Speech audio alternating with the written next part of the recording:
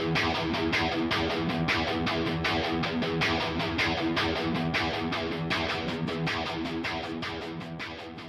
looking back, guys, what inspired you to choose your profession? And today, what inspires you most about the profession you have chosen? Wow. Well, my first concert was Motley Crue. I'm sorry. Yeah. And my mom had me on the piano, you know, since I was 3 years old. I did my first recital at age 5. And I grew up without a TV and a religious family. So going to a rock show was a huge deal for me because I would have to sneak to my buddy's house to watch MTV, and Motley was one of my favorite bands. And my dad was cool enough to take me on my 16th birthday, and that's the night that changed my life. I was like, wow, you know, not only was I in the same building, I was like, wow, but they proved it can be done. There's something clicked that night that made it reachable, you know, that goal. So that makes any sense. I think for me, it was my father, who is a visual artist. He's a painter.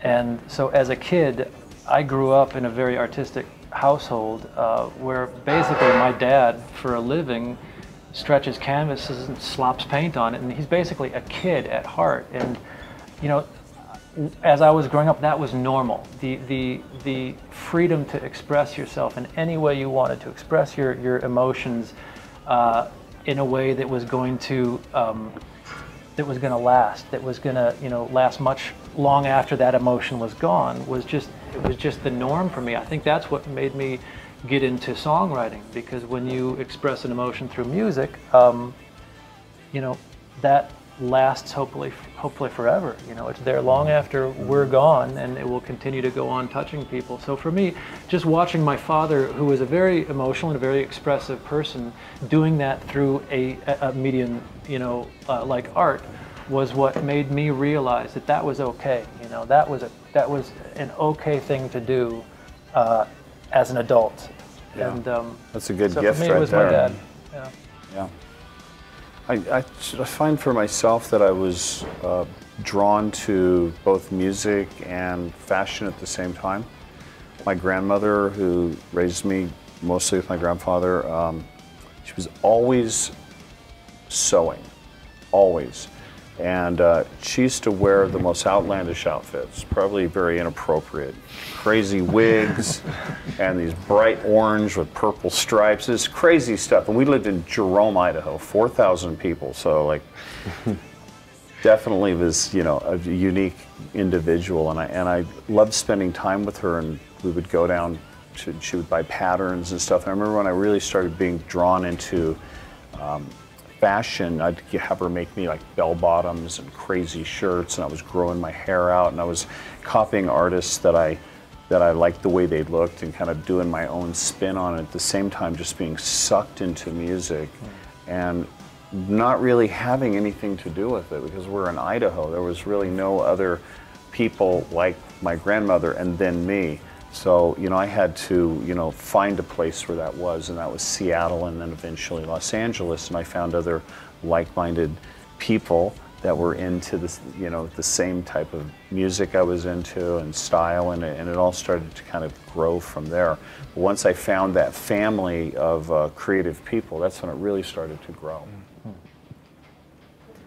Yeah, for me, you know, I was always into music, just into creation. I used to draw a lot as a kid, and you know, I liked fashion. I liked music. I started picking up the guitar, and then, you know, being into punk rock and metal, and, you know, more underground independent music scene and stuff like that. Same way you sort of drew inspiration, the way Johnny Thunders expressed himself through his hair. You did it. I did the same thing. You being my inspiration, you know, I did the same thing. I kind of like jacked up my hair, razored it out. Nice. And, you know, and so that was my way of expressing myself. So I always thought, you know, as a teenager growing up being into fashion, it was shoes and hair were the most important parts of an outfit. Yeah. So like, if your hair's on point, if your shoes are dope, the rest is okay. the rest is good. Yeah. I'll overlook everything else.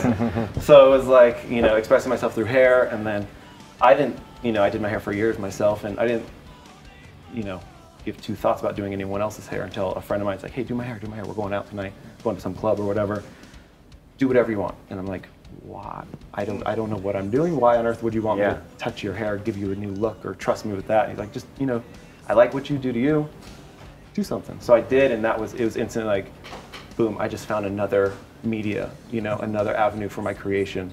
And the way it changed him and his confidence going out that night and the whole thing, it was like, boom, I'm in love, you know, That's another cool. medium. I also grew up from a really artistic family. Not a lot of money, so just like a lot of like street art, dancing, painting, musicians. And I had my first of 4 kids when I was 15 years old. And so when you have kids that young, and it was like one after another, and so you don't really get a chance all the time to say like, what do I want to be when I grow up? It's like, no, you go get dinner on the table is what you do.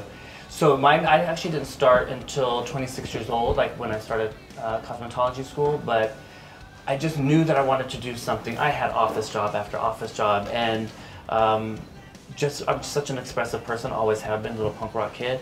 And so, you know, even when I told my wife at the time, like, I think I want to go into beauty school, you know, do some, oh, I'm tired of the office stuff, you know.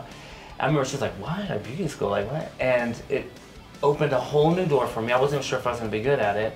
And it was my first like real like, wow, when I got the biggest tattoo I could on the side of my neck, you know, like, this is me, I'm free, you know. Gave you confidence. It gave me confidence, Yeah. and for the first time ever, I was able to be me, the artist.